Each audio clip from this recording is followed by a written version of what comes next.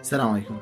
من عدة سنوات طائر أجنم براسي وقلت خلاص بدي أتزوج، مليت، فصرت أدور على بنت الحلال. المهم دلونا على عيل. حكيت مع الأب.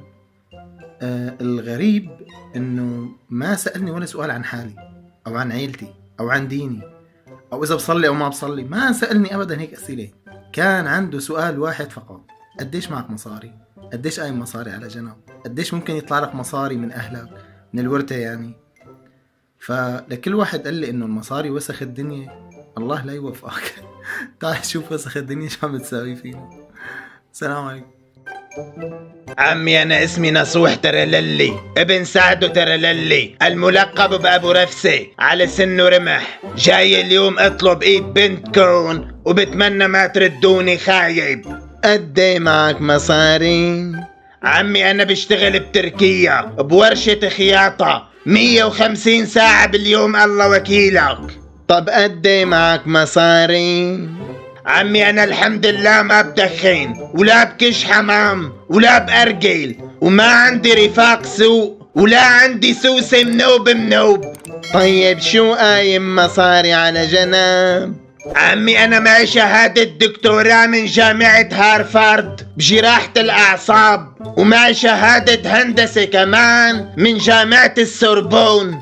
طيب قديش بيطلع لك ورثة ومصاري؟ عمي أنا معلم نجارة وحدادي وبلاط ودهان وكهربجي وباطنجي وطنبرجي وحفار قبور. ما قلت لي قدي معك مصاري؟ عمي أنا ما معي مصاري، لك في سوري معه مصاري؟ يخرب بيتك، وين عايش انت ولا؟ وين عايش؟ الباب من هون عمي، مع السلامة. سلام عليكم عمي، سلام عليكم.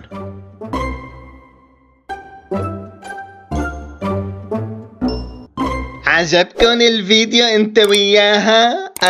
عجبكم؟ استنونا الحلقة الجاية واعملوا لايك وسقف قضايق واعملوا لايك وصبب قضايب سبب قضايب لك العم فايون عيونهم ما صعبة يحطوا كلمة سهلة. ضروري الجحشنة يعني ضروري. ليشو الفلسفة العمى؟